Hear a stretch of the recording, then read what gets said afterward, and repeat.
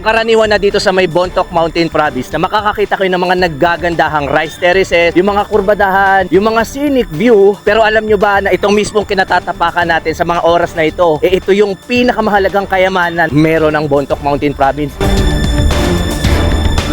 Akalain nyo sa buong Pilipinas, dalawa pa lamang po ang kumpirmadong sulat ng mga sinaunang tao. Ito na yung mismong kinatatayuan natin.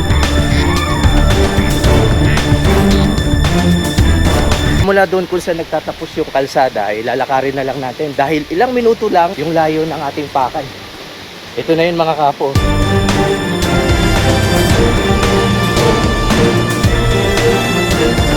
Handa na ba kayo? Dahil hindi lang tayo basta magmomotor upang puntahan yung mga tanawin mula New Highest Point sa Tinok hanggang Banawi, Ifugao. Dahil kakailanganin din natin umakyat sa mga matatarik na kabundukan at liblib na lugar upang masaksihan ang totoong kayamanan na tinataglay ng Bontoc Mountain Province.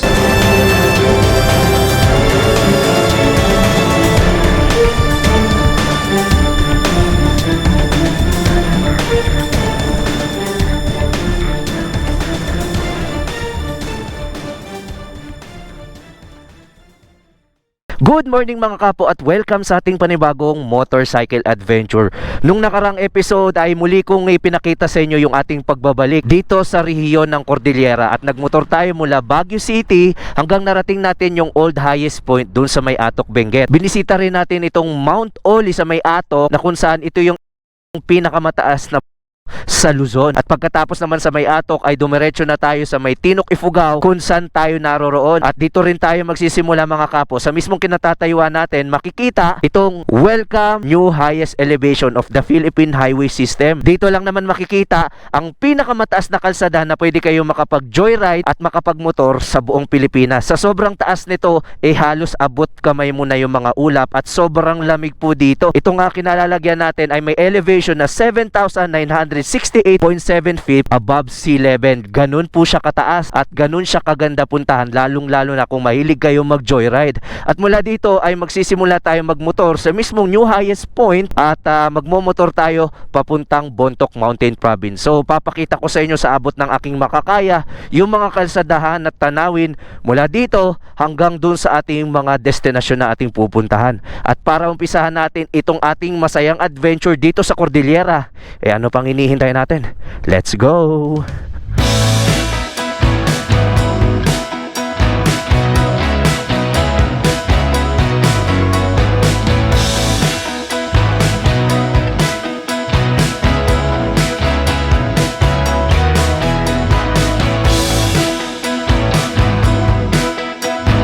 Time check 8 o'clock in the morning at mula dito ay 49 kilometers ang susunod na bayan.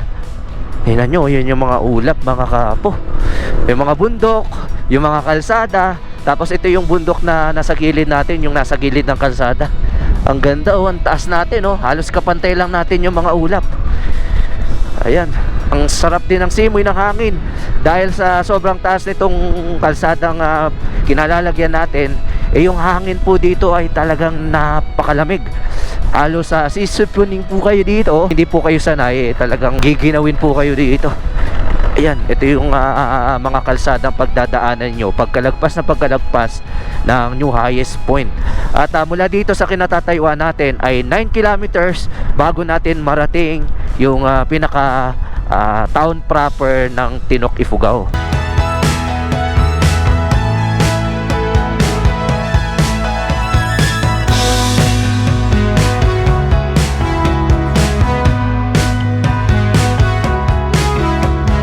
Para sa lahat ng magtatanong kung saan po tayo tumuloy dahil galing tayo sa may Tinok, Ifugao, pinakamalapit at pinakamagandang pwede nyong tulugan na malapit sa may New Highest Point ay dun sa may Bugyas sa Benguet. So bumalik tayo more or less mga 20 kilometers, bumalik tayo sa pinaka-municipal proper ng Bugyas at dun tayo nagstay sa may Alpines GS Lodge and Restaurant. So sa halagang 1,300 pesos ay makakatulog na kayo may namahingbing at may maayos sila at komportableng higaan. At talagang isa ito sa mga maire-recommend ko dahil pwede ito sa Maselan dahil napakaganda ng kanilang facilities, lalong-lalo na nung kanilang dining table. Meron silang mga kwarto pang family, pang barkada at pang single traveler.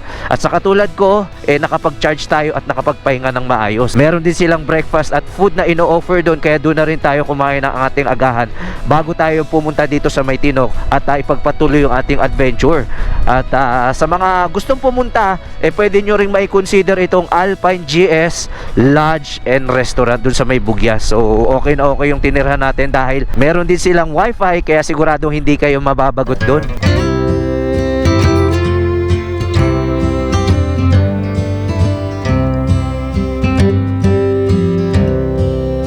Tingnan nyo yung kalsadang to. Grabe yung kurbada.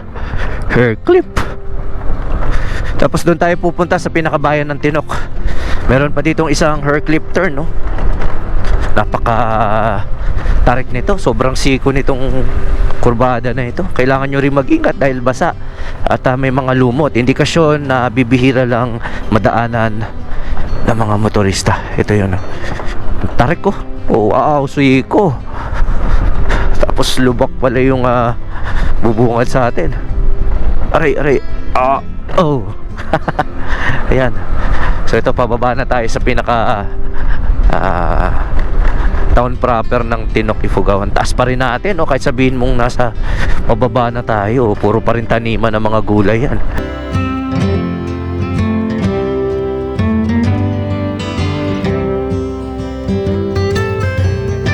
Ganda ng lugar nila dito. Tinok National High School.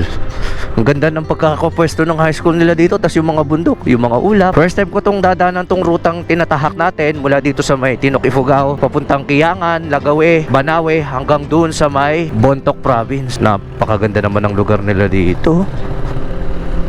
Dito, kakaliwa tayo dito. O diba, napakasimple lang ng pamayanan nila dito. Wow.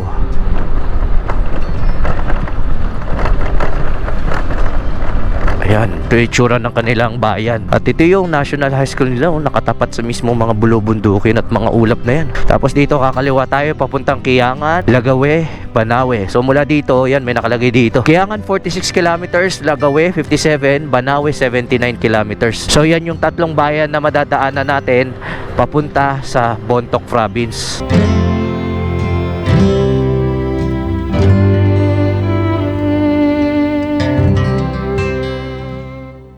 Paglagpas natin sa bayan ng Tinok, ito na yung sitwasyon ng mga kalsadahan nila dito. Ayan, medyo may off-road ng konti. May mga talyer din dito kung sakaling magkaroon kayo ng aberya, at may gasolinahan na rin kung sakaling kapusin yung mga sasakyan ninyo or mga motor bago kayo pumunta sa mga susunod na mga bayan. Magkakalapit lang naman po mga bayan ng Lagawe, Kiangan at Banawe, kaya sigurado ako kapag nagpapultang po kayo dun sa may Bugyas, dun sa pinaka-municipal proper nila, aabot na po yun dun sa may Banawe. So magiging location po natin ngayon ay Tinok, Kiangan, Lagawe, Banawe hanggang Bontoc. Samahan nyo ako mga kapo dahil ipapakita ko sa abot ng aking makakaya yung mga kalsadahan na tanawin na ating madadaanan, katulad nito. Oh, hey, may bundok dito na tinatapyas. Hindi ko alam kung gumuho ba yan. Ayan, may mga malalaking tipak ng bato. 38 kilometers pa yung momotorin natin. Kulang-kulang 2.5 oras pa. Ito yung mga pinagdadaanan natin. Nasa gilid tayo ng bundok at mga palikulikong kalsada.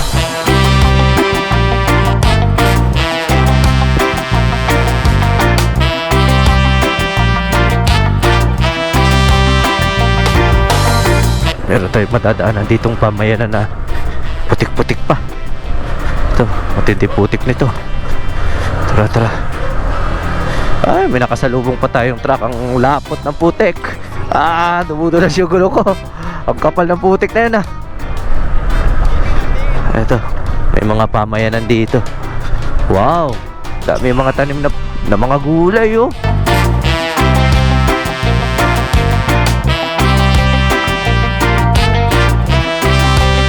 Ang galing, di ba? Nalalagyan nila ng mga tanim yung bawat spasyo dito sa bundok, lalong-lalo na doon sa may itaas, oh. Kaya nilang lagyan kahit nasa may tuktok pa ng bundok. Abot tanaw na naman natin yung mga ulap dito. Tapos meron pa dito mga bagong tanim, oh. Ang galing. Tapos doon sa may taas, oh, ang dami mga tanim doon ng mga gulay, oh.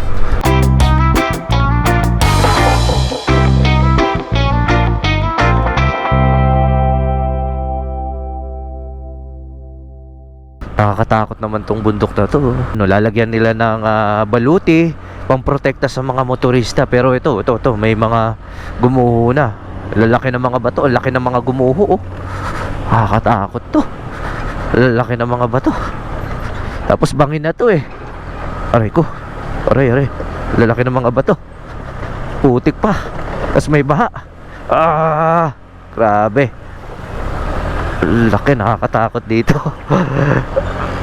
Sumasayo yung gulong natin sa mga malalaking bato, tapos may mga buhangin at putik pa. Ayun, oh, aahon tayo dito. Ayun, oh, gumuho tong parte ng kalsada. Halos kalahati ng kalsada nabiak.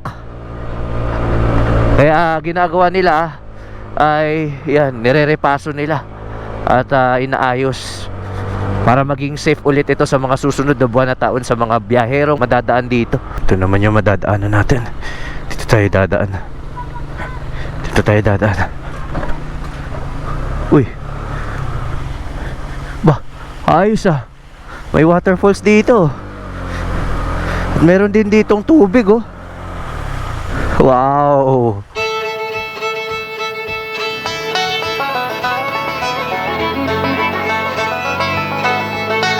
Kita nyo yan? Ang ganda, oh. Tapos meron pa ditong overflowing na tubig. Free car wash. Ano natin yung mga preno natin? Madumi. Oh, di ba? Ang galing. Ang lamig ng tubig, oh. Galing dun sa may mini waterfalls dito. Ang galing. Nadaanan lang natin tong tubig na to. Free car wash na.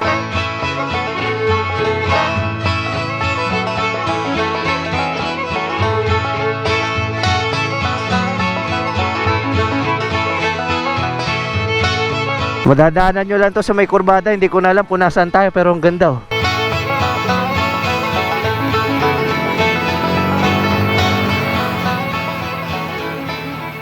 Grabe, paliko-liko yung mga kalsada.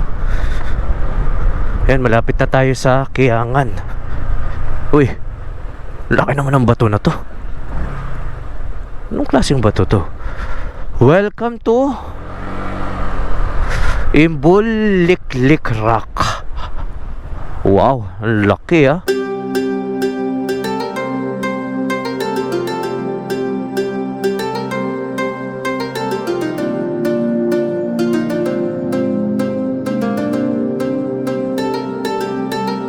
So meron tayong nadaanan ditong malaking bato papunta dun sa may Kiangan na Ifugao na tinatawag nilang Imbuliklik Rock Formation. Hindi naman, laki ng bato na to. At dito sa mismong Imbuliklik Rock, pwede kayong magkape, pero ako, magagatas muna ako. Medyo nakakasawa na kasi yung mga kurbadahan kanina, yung mga pinagdaanan natin. Kaya hinto muna tayo panandali, tapos saka natin ipagpapatuloy. So bali sa mga gustong umakyat dun sa may taas, dahil may viewing deck sa mismong tuktok ng Imbuliklik Rock, magbabayad lang kayo ng 20 pesos. Madadaanan nyo ito kung galing kayo sa Tinok at pupunta kayo ng Kiangan. Madadaanan nyo itong Sitio Imbuliklik, kaya tinawag tong Imbuliklik Rock.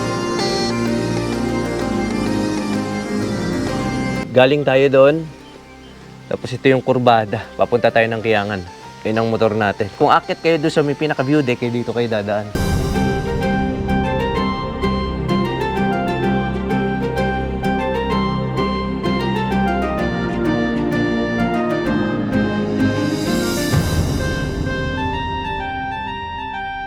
At pagkalipas ng halos 2 oras, narating na natin itong Kiangan Ifugao. Tignan nyo, Ifugao Academy, 1926.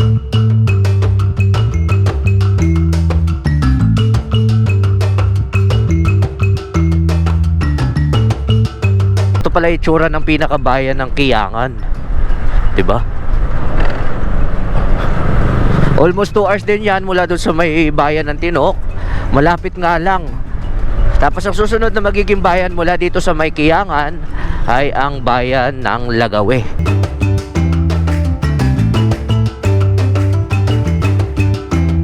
Meron ditong rotonda. Pag kumana na tayo, Manila, Baguio, babalik tayo. Pero papunta tayo ng Lagawe at Banawe, dito tayo sa may kaliwa. Tapos may madadaanan tayong Ibulaw Bridge na tinatawag nila. So mula dito ay 2 oras na lang yung mumotorin natin papuntang Banawe.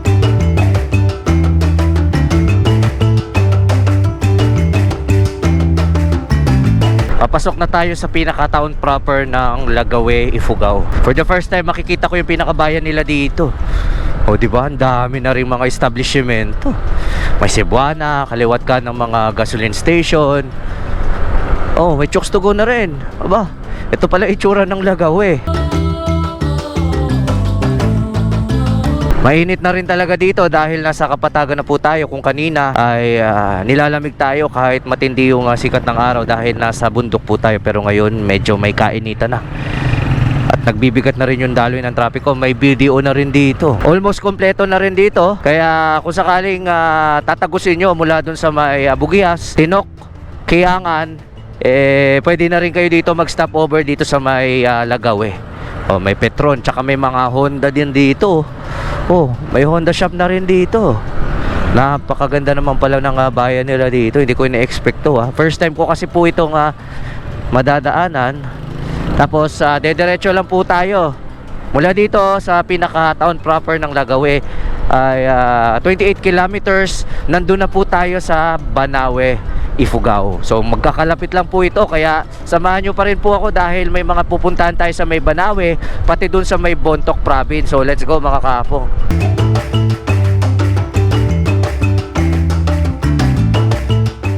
Para makita nyo kung ano itsura nung mga kurbadahan na dinadaanan natin, ito makikita nyo sa Google Maps natin. O diba? Kita nyo yan? So mula dito ay 1 oras pa. 16 kilometers. Nasa Banawe na tayo. Ayan, umaakyat-akyat na naman tayo ng bundok. At ngayon, naghahalo yung init tsaka yung lamig ng hangin. Malamig po yung hangin, tapos yung sikat ng araw ay may kainitan. Umaakyat pa rin tayo ng umaakyat. Ayan o. Aray ko, puro kalsada na lang at puro kalsada na lang tayo ngayong araw. Mamaya mapapanood nyo kung ano yung mga pupuntahan natin. Pero kailangan muna natin makarating ng Banawe, tapos dun sa may Bontoc Mountain Province. Uy, ano to? Mount Napulawan, the wandering mountain of General Tomoyuki Yamashita. Wow, the land of wooden scooter. Ayan o. At ito na yung pinaka-arko. Ayan o, may mga bungo dito na mga kalabaw. O diba? Dami mga nakasabit na mga bungo. O diba? Ito yung mga wooden scooter nila. Paayos yan ah. Ito na yung welcome art ng Banawe, Ifugao.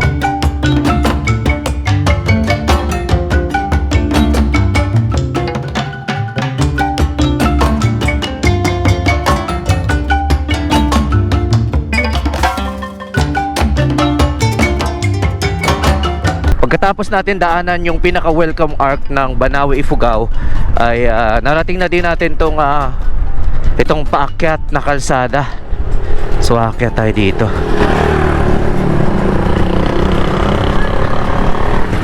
Yan, paakyat to.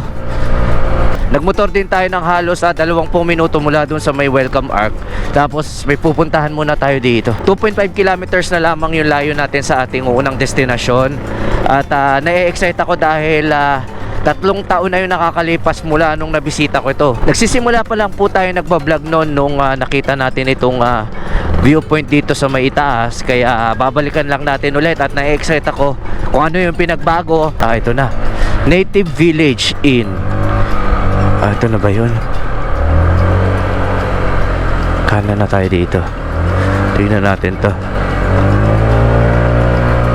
Kung ano itsura nito. Kumanan tayo dito. Welcome, Hiwang Native House. So dito tayo. Tignan nga natin to.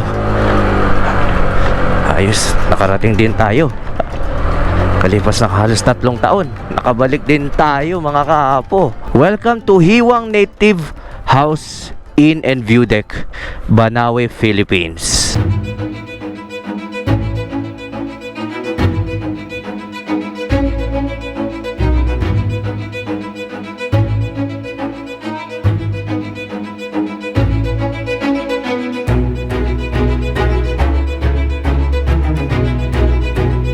So 3 taon din nung nakakalipas nung nabisita natin tong native house dito sa may Banawe. Aakyat tayo ng aakyat dito. Ang lamig ng hangin ha. So dito sa mga native house na to pwede kayong matulog at mag-overnight. Tapos aakyat tayo sa may view deck. Time check, 1:30 ng hapon. Tirik yung araw, pero yung hangin napakalamig. Diba? Tingnan nyo yung view. Di pa nandito pinaka view deck ko.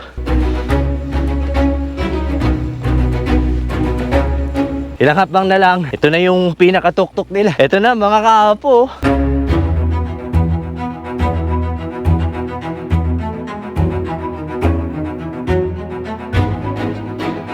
Dito sa mismong pinaka-view deck nila, kahit tirik yung araw, malamig po yung hangin. At dito matatanaw nyo na yung mga rice terraces dito sa may Banawe, Ifugao. At dito rin sa mismong pinaka-view deck, makikita nyo yung signage dito sa may itaas na may nakalagay, Banawe.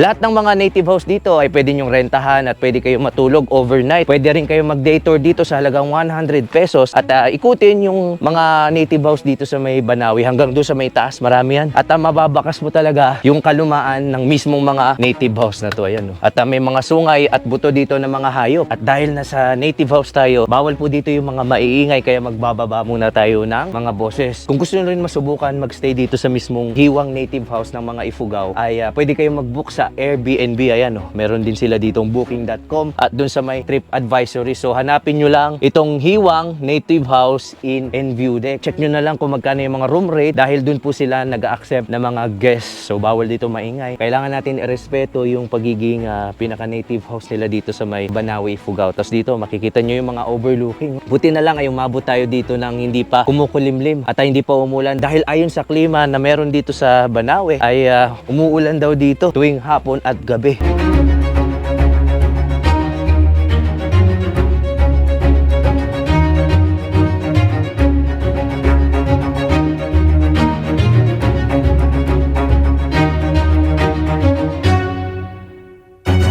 Mula dun sa may native house, ito na yung ating susunod na pupuntahan. Bayo Rice Terraces Viewpoint. Barangay Bayo, Punto.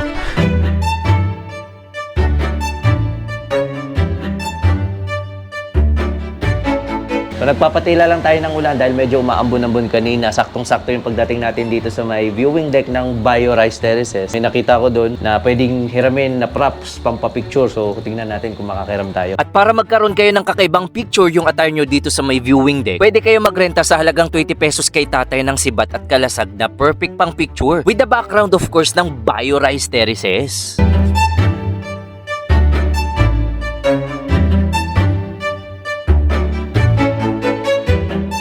Konting kembot lang mula doon sa may Bayo Rice Terraces. Meron din ditong mga rice terraces.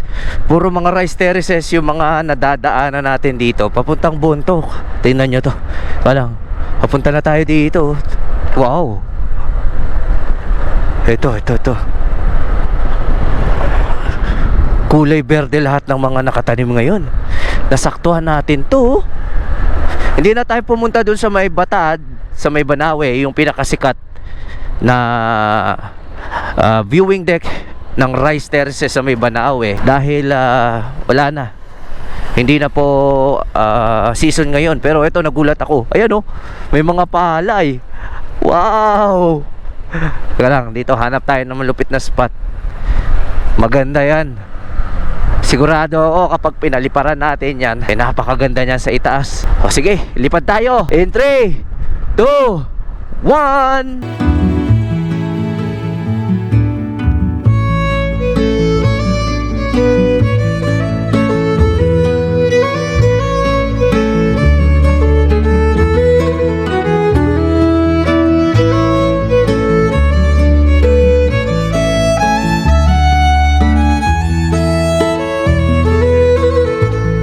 Napakaganda.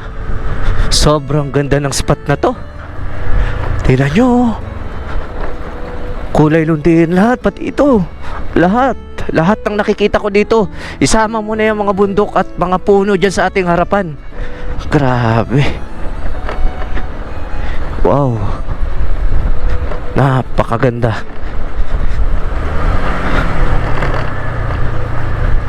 Speechless ako sa ganda nito. Ito pa, tignan nyo to mga kapo. Wow, ganda. Look at that mga kapo.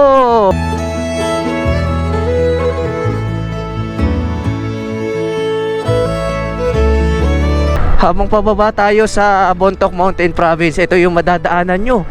Galing tayong Banawe. Kahit wala pa pala tayong tanghalian, halos nakalimutan ko na hindi pa pala tayo kumakain. Pero kita nyo naman yung tanawin, nakakawala ng pagod. Wow, ang ganda. Tapos pinagdadaanan natin sa gilid ng bundok, tapos palikulikong kalsada. Tapos yung sa pinakababa, imbis na tubig yung dumadalo, makikita mo may mga tanim din na mga palay. Yung nasa baba, dapat diba tubig yan or daluyan ng ilaw, pero ginagawa nilang, ayan ginawa din nilang taniman ng palay.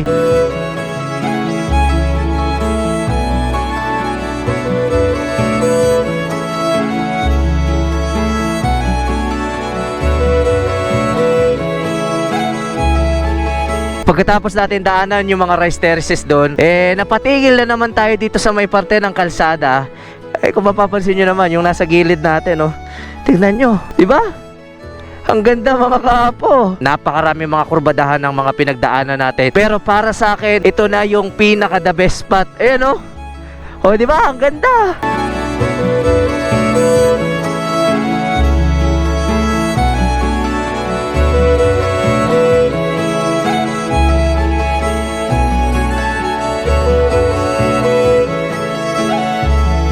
Grabe, nakakawala ng pagod to. Ayan ang galing. Wow. Tingnan nyo to. Ang ganda. Ang sarap lang titigan mga kapo. Wala tayo ibang gagawin dito kundi enjoy yung nasa likuran natin. Kitang-kita nyo naman marahil kung gaano kaganda yung mga hagdang palayan dito sa may Bontoc Mountain Province. Hindi lang sa Banawe, hindi lang sa may Ifugao, may mga rice terraces, pati rin po dito sa may Bontoc. Doon pa lamang kanina sa inintuan natin, puro na palayan. Pati doon sa may baba ng mismong ilog, meron din mga nakatanim na palay. Pagdating din dito sa may unahan, dito sa may magandang kurbadahan, paraiso mga kapo.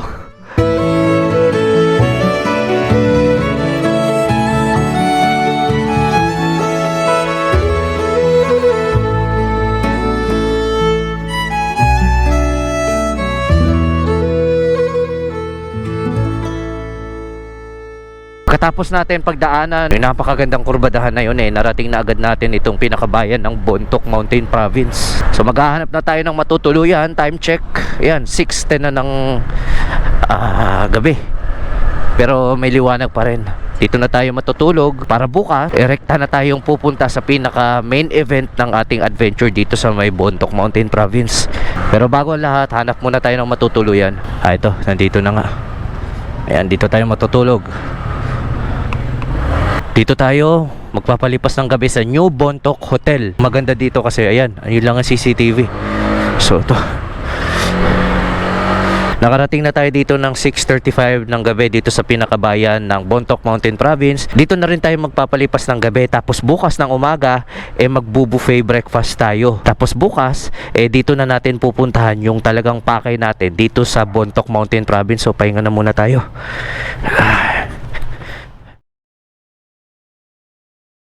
Good morning mga kapo, ito na yung ating continuation ng ating pagmumotor. Mula dun sa may Tinok, Ifugao ay narito na tayo sa Bontoc Mountain Province.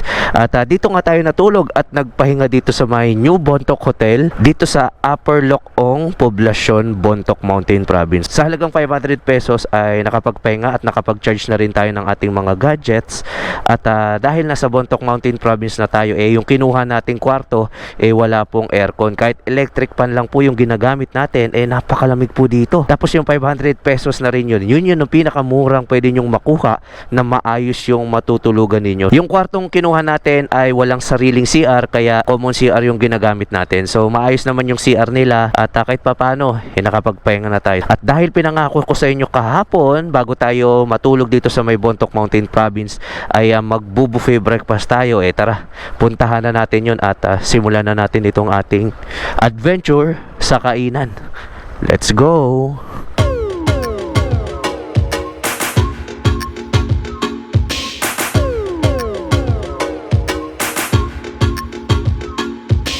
Itong kakainan natin ay madadaanan nyo mula dun sa may Ifugao papuntang Bontoc Mountain Province. Tapos ito na, wala pang 5 minuto.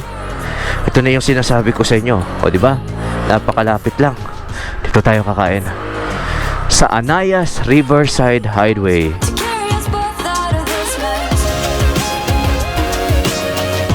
So tara, magbe-breakfast buffet na tayo. Ito yung sinasabi ko sa inyo. So sa halagang 250 pesos, ito na yung magiging breakfast buffet natin. May hotdog, may sausages, may ampalaya na with itlog, parang tuyo ata yun, longganisa, ito yung gusto ko. Tauge, tapos may salad sila. Ito, dynamite bomb, tocino, at itlog. Marami kayong mga pagpipili ang mga pagkain dito. Kaya naman sinabi ko sa inyo kanina, nababalikan natin to para mag-agahan tayo.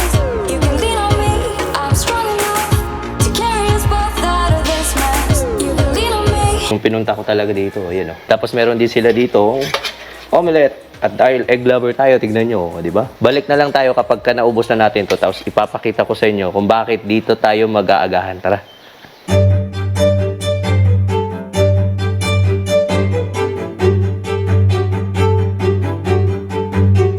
Ito na yung dahilan kung bakit pinilit kong dito magagahan para ipakita ko sa inyo kung gaano kaganda at kung gaano kasarap magagahan. Tingnan nyo yung tanawin natin. Sa halagang 250 pesos, breakfast buffet na yon at kung sakali maubos to, pwede pa tayo bumalik. At ito yung pinakamasarap. Habang kumakain tayo ng breakfast, itanaw mo yung tanawin nila dito sa may Bontoc. Siyempre, dahil nasa Cordillera tayo, hindi mawawala ang kapeng barako.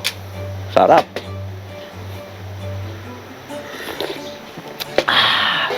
Kain tayo.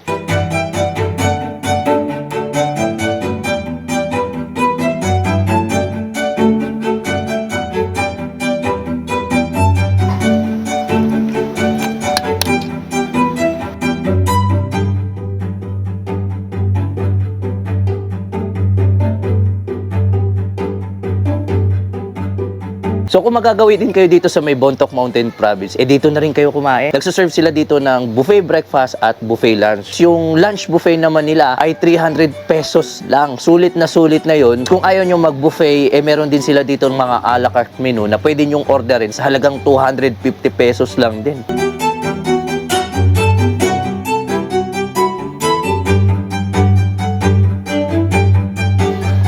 Diba?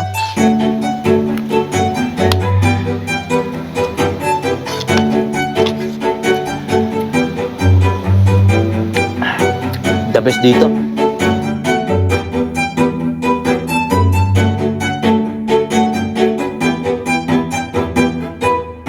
Pagkatapos nating kumain ng breakfast buffet, ay bumalik tayo sa pinaka-municipal proper ng Bontoc Mountain Province. Tapos mag-uumpisa na tayong mag-explore at puntahan yung mga hidden gems at treasures dito sa kanilang probinsya.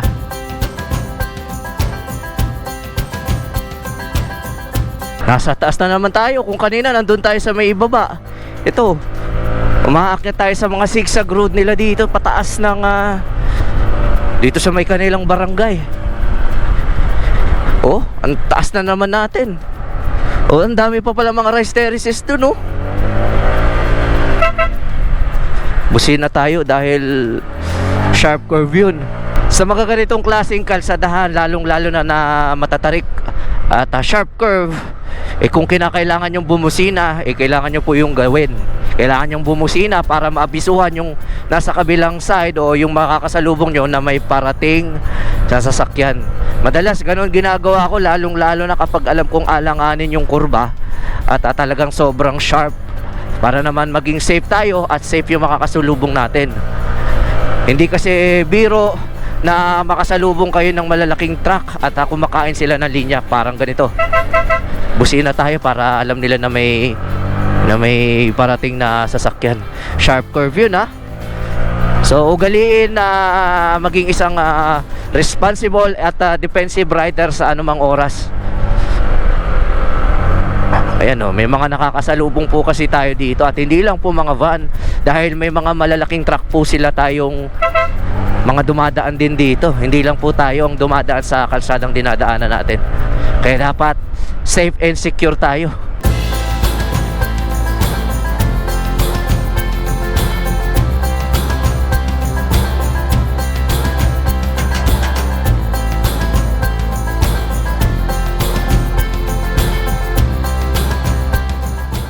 Medyo kinakabahan na ako sa dinadaanan natin, ha.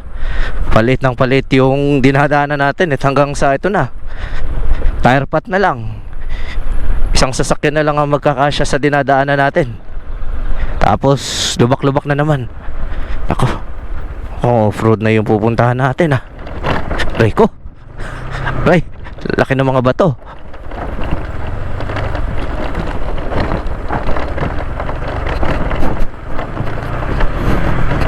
Aray ko, aray, Diyos ko Lord, aray. At pagkatapos natin pagdaanan yung halos 5 kilometrong puro lubak at mga malalaking bato, narating na natin itong Barangay Mainit. At mula dito 300 meters na lang yung ating destination. Ito yung itsura ng kalsadahan nila. Grabe, ang tarik. Kaya mo yan, ADB. Woo! Ito pa, konti na lang. 1 minuto na lang. Aray ko, ahon to, ah. Alright, saan dito? Eto na, andito na tayo. Doon pa ata sa may taas. Akatin natin to. Dito pa, tara. Aray ko po. Eto na. Grabe, ang kipot ng kalsada. Marami mga buhangin at bato. Saan na kaya yun? Ito na ba yun?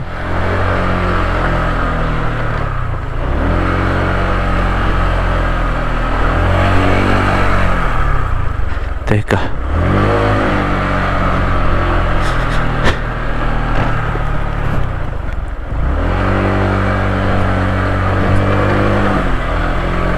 Dito, tanong tayo dito. 200 meters.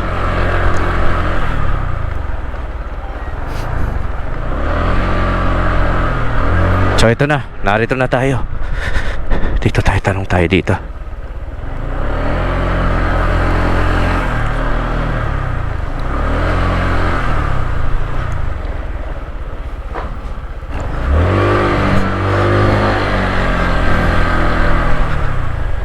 Kuya, good morning po. Saan po dito yung Mainit Hot Spring? Dito po. Saan po? Sa yung kwan, yung kumukulo. Opo. Doon po sa taas. Makakadaan pa po yung motor? Hindi na. Hanggang dyan ka lang sa taas. Mga ilang minutes po yung akyatan? Malapit na. Yun na po ba yung umuusok? Hindi na, hindi. Sa kabila. Doon sa kabila. Sige po. Sige po, salamat. So nandito daw tayo, hanap tayo ng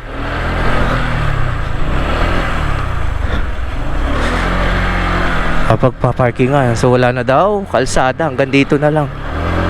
Ayan, sobrang lubak. Ito na yun.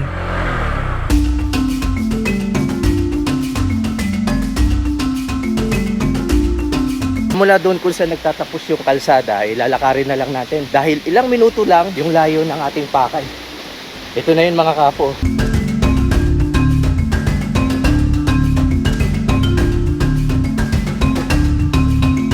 Ito, dati rin itong paliguan. Public din to. Pero ngayon, natuyo. Pero ngayon natuyo na dahil kinuha na ng mga hose. Yung source nito, nilagay na sa hose papunta ng bahay. Tuyo So ibig na yan. sabihin, yung mga hose na nakikita natin, kanya-kanya mga bahay po yan. Oo, tig-iisa yan. Isang hose, isang bahay. So meron tayong pupuntahan dito. Ito yung nakita natin kanina, medyo matarik lang. Kaya hawak tayo mabuti.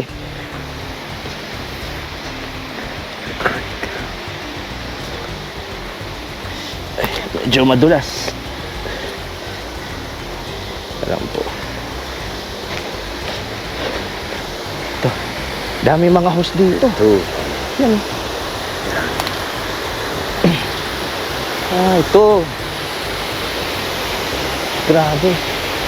So ito yung pinakamalaking umuusok dito, Kap. Oo. Wow, Yan. nasa ilalim siya ng bahay. Sinira niya yung bahay na ito.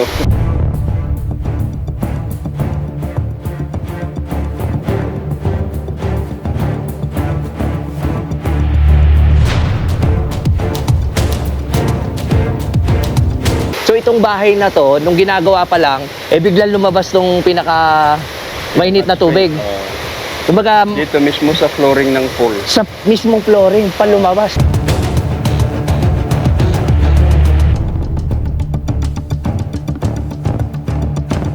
Pansin-pansin dito yung mga hose na nakakonekta sa mga iba't ibang mga source ng hot spring o dito sa may sulfur vent, napakarami. Buti hindi siya ganun mabilis matunaw dahil sobrang init nito, Kap.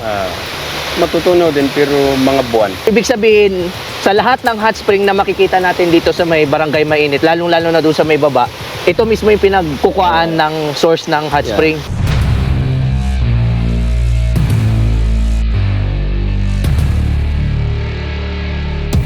Itong mga kumukulo po dito sa may barangay Mainit, gaano na po katagal po itong mga kumukulo na to? Centuries pa, matagal na. Yung mga panahon pa ng mga ninuno namin to. So ilan po ba lahat ng mga hot spring meron po kayo dito? Gaya ng sabi ko, lumilipat noong panahon namin nung bata pa kami doon, nung may bubong doon. Pero ngayon, andito na.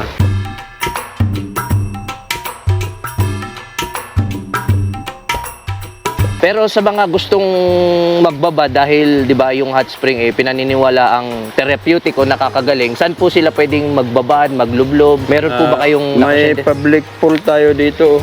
may Doon. public pool. Oo. Sige nga po. Tingnan natin. Kasi may ano din, may hot spring sa taas. Pag direct na hinawakan mo yan, mapapasok ka.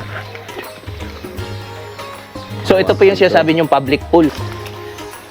Mainit nga. Pambabae. Ito yung pambabae. Yung panlalaki doon naman. So magkakaiwalay pong nagbababad yung mga lalaki tsaka pambabae. Oo, So ito po ang lalaki.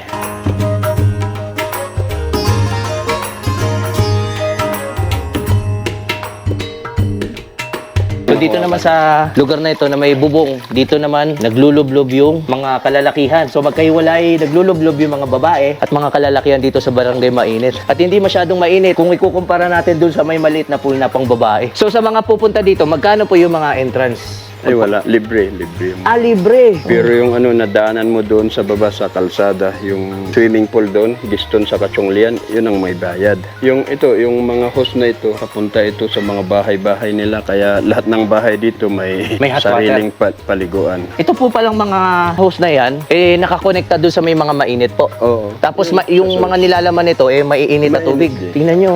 Kahit nahawakan mo yung hose. Tingnan nga, ito may ano, tingnan nga natin. Ay, mainit nga.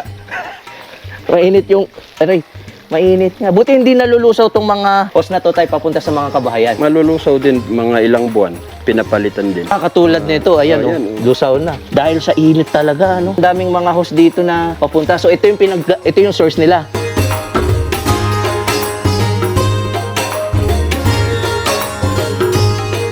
Lahat po pala ng mga kabahayan dito, kapag kailangan ng mainit na tubig, may sarili-sarili po kayong mga hose. So yung dalawang yun, yun yung pinaka-public pool nyo.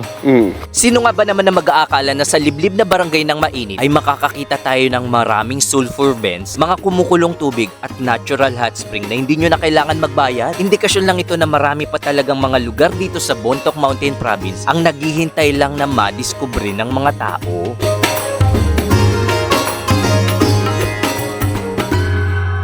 Pagkatapos natin bisitahin yung Barangay Mainit, yung isa sa pinakadulong barangay ng Bontoc Mountain Province, ay pupunta na tayo sa ating susunod na destinasyon. At muli nating dadaanan itong Bontoc Tunnel papunta sa ating susunod na destinasyon. So tara, puntahan na natin itong ating pinakahuling destinasyon dito sa may Bontoc Mountain Province. Let's go!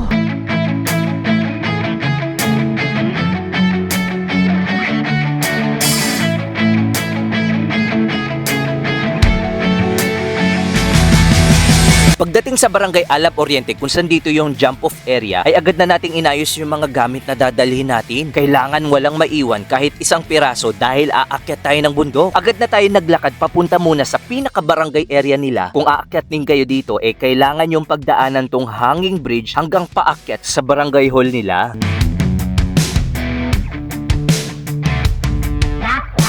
Kailangan muna natin pumunta sa barangay hall kung saan maglalagin tayo sa kanilang tourism guest list. Pagkatapos noon ay sinimulan na namin ang pag-akyat patungo sa pinakatuktok ng Mount Data.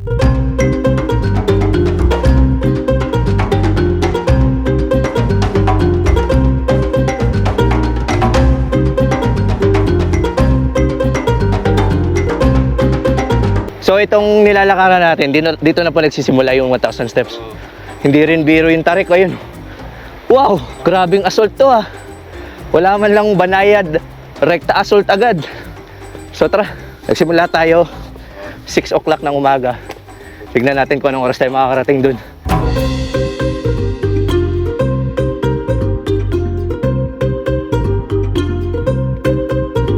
Hindi rin magiging biro yung pag-akyat nyo dahil mula doon sa baba, rekta assault hanggang pinakadulo.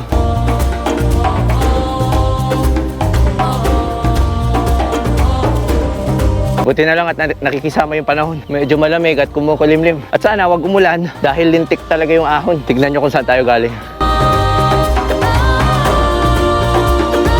So pagdadaanan muna natin itong tinatawag nilang 1,000 steps. Sementado to, pagkatapos nun nasa kalahati na daw tayo. At sa dulo nitong 1,000 steps ay meron pa daw nalalabing mahigit 1 oras papunta doon sa pakay natin dito sa may Bontoc. So nagumpisa tayo doon sa may pinakababa ng 6 o'clock at dito na nagtatapos yung 1,000 steps nila.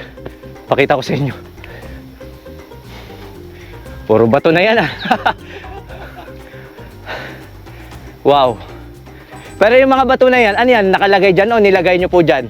Nakalagay dito. Dyan nakalagay? So, ibig sabihin dati pa may naglagay na yan. Mula dun sa may baba, puro sementado. Pero ito na yung pinakadulo ng 1,000 steps. Tapos, ito na, mga naglalaki ang tipak ng bato hanggang dun sa pinakapakay natin.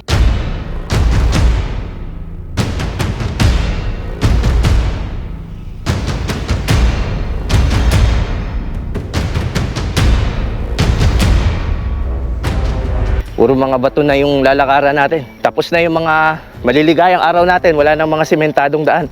At assault pa rin yung dinadaanan natin. Yan o. Grabe. Lalaking bato. Isipin nyo paano binuhat yung mga malalaking bato na to. Yung slope at tarik ng kinalalagyan natin talagang hindi natin na pwedeng i-underestimate. Matarik na to. At mula dito ay kulang-kulang mga 1,000 steps pa daw papunta doon sa taas.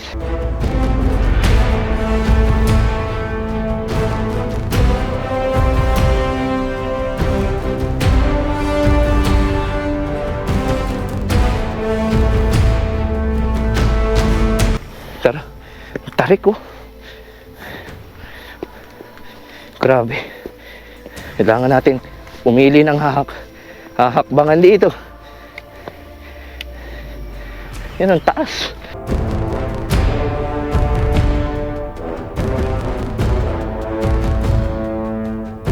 Grabe. Doon tayo galing.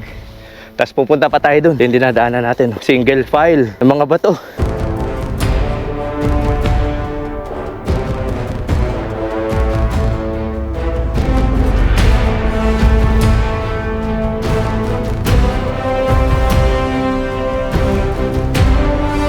Hindi rin talaga biro yung assault at tarik.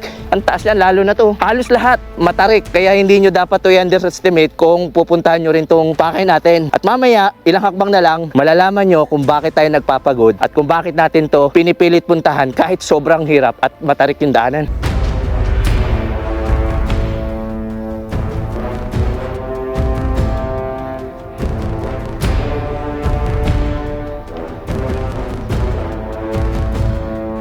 Grabe itong pinagdadaanan natin. Akit tayo, lapit-lapit na rin. Mga mababato. Mababato pa rin. Walang hintuang assault. Mula umpisa hanggang dito sa parte ng trail na dinadaanan natin. Tingnan nyo yung tarik ko. Alam, I'm first. Grabe.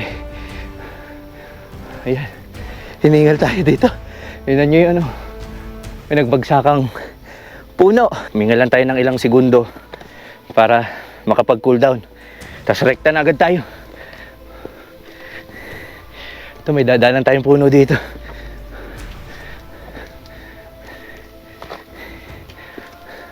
Uy, gubad na to.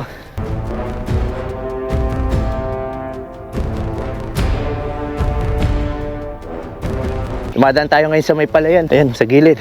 Yun yung napansin ko dito sa mga rice terraces sa may Bonto. Kung ikukumpara ko sa may Banawe, yung rice terraces nila ay gawa sa putik. Pero yung mga rice terraces dito sa may Bonto, gawa sa mga bato na nilalakaran natin. Ayun, kita nyo naman. Meron tayo dito ang parte ng trail na dadaanan. Medyo delikado to. Kaya dito tayo. Ayan. Ito yung mga madadaanan yung trail. Dahil dadaan kayo sa gilid ng palayan.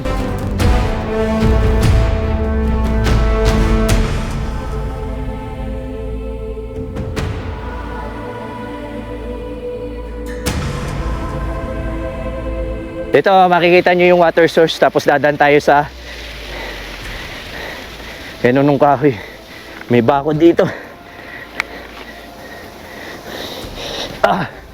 Wala tayong ginawa dito sa trail na to, kundi umahon ng umahon. Kakaunti lamang ang banaya dito, lahat puro assault. Basagan ng tuhod ang pag-akyat dito at determinasyon lang ang baon natin upang tayo'y makatungtong sa pinakasamit.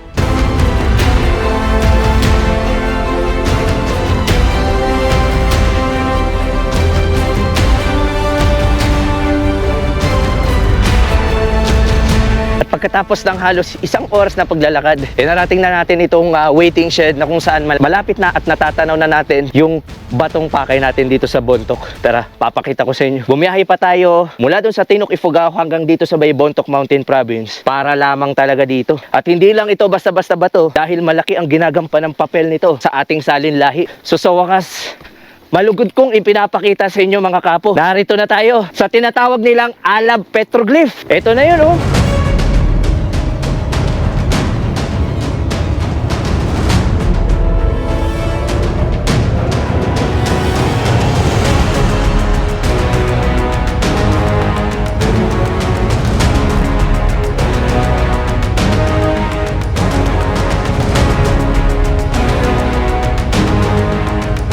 Pangkaraniwan na dito sa may Bontoc Mountain Province na makakakita kayo ng mga naggagandahang rice terraces, yung mga scenic view. Pero alam nyo ba na itong mismong kinatatapakan natin sa mga oras na ito, ito yung pinakamahalagang kayamanan ng buong Bontoc Mountain Province. Ito ang tinatawag na Alab Petroglyph o mas kilala ng mga lokal bilang binutbuto na tinaguri ang pinakamahalagang kayamanan na matatagpuan sa tuktok ng Mount Data sa Barangay Alab Oriente, Bontoc Mountain Province. Dalawa pa lamang ang kumpirmadong petroglyph site sa buong Pilipinas o mga lugar kung saan makikita ang mga sinaunang sulat ng ating mga ninuno. Ito ay may tinatayang galing pa noong 1500 BC. Para magkaroon kayo ng ideya, ang petroglyph ay guhit o sulat sa mga bato sa pamamagitan ng pag-ukit. Samantalang ang pictograph katulad ng makikita sa kuweba ng Peña Blanca sa Cagayan ay ipininta sa bato sa pamamagitan ng natural color pigmentation katulad ng dugo, tinta na galing sa mga halaman, uling at iba pa. Taong 1950s, isang grupo ng mga magsasaka ang napadaan dito nang mapansin nila mga nakaukit sa bato. At noong 1972, kauna-unang naidokumento itong Alab Petroglyph matapos masusing sinuri ito ng mga eksperto. Napag-alaman na sa tinatayang 200 mga rock carvings o ginuhit dito ang matatagpuan, katulad ng mga pana at mga sexual organ ng mga tao. Kaya din ito tinawag na binutbuto dahil masisilayan nyo dito yung mga nakaukit na tila ba'y mga ari ng lalaki at babae. At ayon sa mga lokal, matatagpuan daw ang mga taong umukit nito sa kalapit na kuweba na tinatawag nilang Ganga Caves. Dito lang naman makikita sa pinakabato, tinatawag nilang binutbuto o tinatawag na Alab Petroglyph, yung mga sulat o drawing ng mga sinaunang tao dito sa Bontoc Mountain Province. Sa buong Pilipinas, 2 pa lamang po ang kumpirmadong sulat at mga drawing ng mga sinaunang tao dito sa Pilipinas. Una, dun sa may Rizal Binangonan Petroglyph at pangalawa, dito sa tinatawag nating Alab Petroglyph.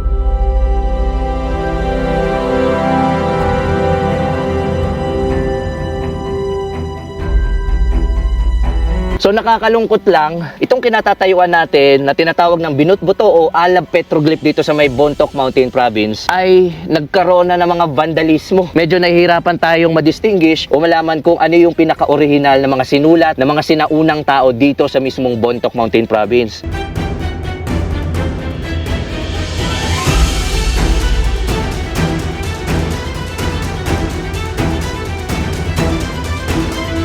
Napakahalagang lokasyon itong mismong kinatatayuan natin. Ayon sa mga lokal na napagtanungan natin, yung mga sinaunang drawing at guhit dito sa bato ay tinatawag nilang binutbuto dahil mga hugis-ari ito ng mga tao.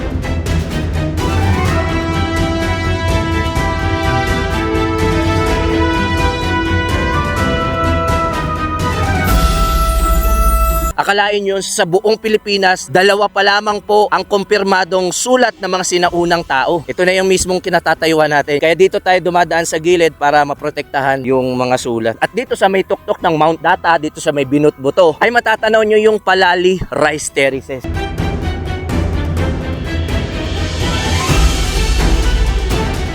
Kaya sa lahat po ng mga turista na nagbabalak ding umakyat dito sa Alab Petroglyph ay siguraduhin nyo pong hindi nyo matatapakan yung mga drawing dito at dadaan po kayo sa mga gilid. Itong mismong mga drawing kung mapapansin nyo nandito sa pinakaitim na parte ng bato. Daan po kayo sa gilid at para naman mapangalagaan yung pinaka-drawing dito, nakakapanghinayang kung mabubura to at mawawala ng tuluyan dahil dalawa lamang pong kumpirmadong sulat ng mga sinaunang tao meron dito sa Pilipinas. Kaya sana sa mga susunod na buwan mapangalagaan na at hindi pa madagdagan yung mga vandalismo dito sa Alab Petroglyph.